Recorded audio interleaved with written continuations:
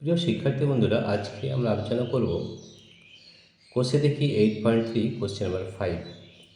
DEF একটি সমদ্বিবাহু ত্রিভুজ আঁকি যার ইএফ বাহুর দৈর্ঘ্য 6.2 সেন্টিমিটার এবং বাহু সংলগ্ন কোণ দুটির যোগফল 100 ডিগ্রি। ঠিক আছে, তো দেখো আমাদের সমদ্বিবাহু ত্রিভুজ আঁকতে হবে। সমদ্বিবাহু হচ্ছে দুটি বাহু সমান। তাহলে আমাদের মনে রাখতে হবে যে দুটি বাহু যদি সমান হয় তাহলে বিপরীত কোণগুলো কিন্তু এই দুটি বাহুর বিপরীত কোণগুলো কিন্তু সমান হবে। ঠিক আছে, আমাদের দেওয়া আছে যে সংলগ্ন কোণ দুটির যোগফল 100 ডিগ্রি, অর্থাৎ প্রতিটি কোণ আমাদের কিন্তু 100/2 অর্থাৎ 50 ডিগ্রি করে হবে। ঠিক আছে, তাহলে আমরা এটা এখানে করে দেখাচ্ছি যে আমরা লিখে নিচ্ছি যে আমরা জানি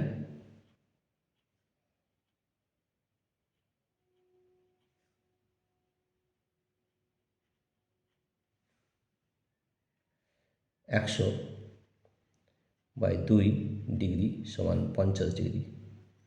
এখানে 50 ডিগ্রি হলে তাহলে এই বাহু দুটি কিন্তু সমান হবে, তাহলেই কিন্তু একমাত্র সমদ্বিবাহু ত্রিভুজ হবে। সমদ্বিবাহু ত্রিভুজ মানে হচ্ছে যে একটি ত্রিভুজ যার দুটি বাহু দৈর্ঘ্য সমান। তাহলে দেখো এই দুটি বাহু দৈর্ঘ্য সমান হয় তাহলে এই দুটি কোণও কিন্তু সমান হবে। ঠিক আছে, তাহলে এই ত্রিভুজটা আমরা আঁকবো। তাহলে ইএফ, ঠিক আছে, তাহলে ইএফ এখানে নিচ্ছি আমরা আমরা প্রথমে 6.2 সেন্টিমিটার একটা রেখাংশ নেব।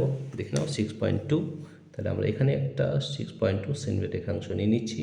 তাহলে আমাদের শুরু হবে 0 থেকে এবং এটা হবে 6.2 সেন্টিমিটার। ঠিক আছে, এই দুটো দাগ আমরা মিলিয়ে দেবো। ঠিক আছে, তাহলে এটা হবে ইএফ।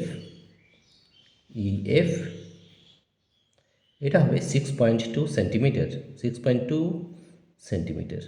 ঠিক আছে, তাহলে দেখো এই ত্রিভুজ আঁকতে হলে সব থেকে প্রথমে আমরা একটা যে কোনো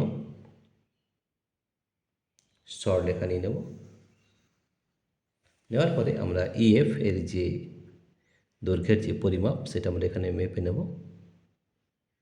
মেপে এখান থেকে আমরা কেটে নেব। ঠিক আছে, তো দেখো এটা যদি আমরা কেটে নিই তাহলে এটা পেলাম আমরা ই বিন্দু, এটা পেলাম আমরা এফ বিন্দু। ঠিক আছে, তাহলে এইতে আমাদের 50 ডিগ্রি করব আমরা চালার সাহায্যে 50 ডিগ্রি, কারণ পেন্সিল কম্পাসের সাহায্যে 50 ডিগ্রি কিন্তু আঁকা যাবে না। তাহলে আমরা কম্পাসের সাহায্য নিচ্ছি এবং সেখানে আমরা করব 50 ডিগ্রি অর্থাৎ 50 ডিগ্রি। ঠিক আছে, তো দেখো আমরা এখানে 50 ডিগ্রি নিচ্ছি।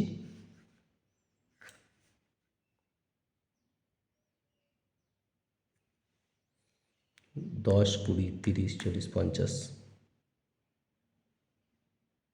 ঠিক আছে, তাহলে দেখো আমরা 50 ডিগ্রি নিলাম। এটাকে আমরা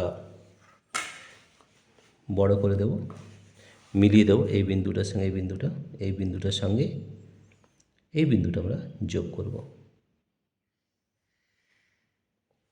ঠিক আছে, আর যে এফ বিন্দু সেখানে আমরা 50 ডিগ্রি নেব।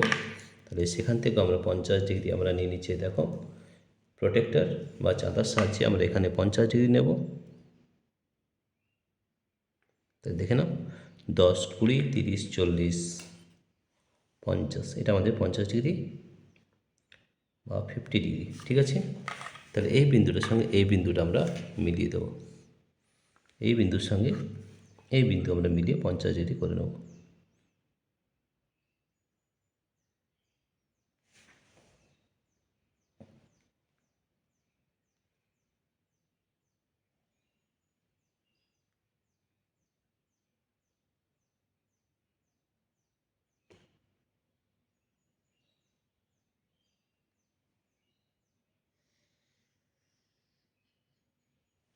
ঠিক আছে, তাহলে যেটা পাবো সেটা আমরা ডি বিন্দু পাবো। ঠিক আছে, তো দেখো আমরা এ পেয়েছি আমরা 6.2 সেন্টিমিটার।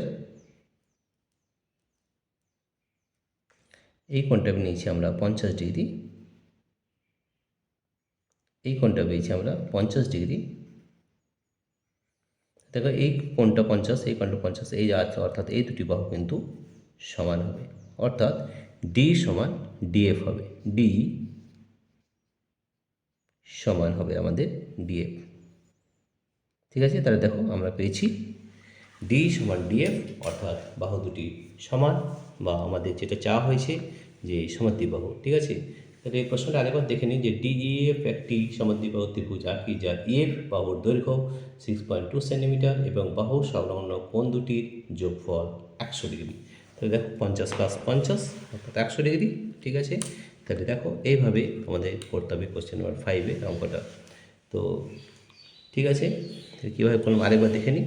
যেহেতু এটা যোগফল 100 ডিগ্রি দেওয়া আছে, তাহলে আমাদের যেহেতু এই দুটি বাহু সমান হবে, যেহেতু সমদ্বিবাহু বলা হয়েছে, তাহলে এটা 50 ডিগ্রি হবে, এটা 50 ডিগ্রি, তাহলে 100/2 অর্থাৎ 50।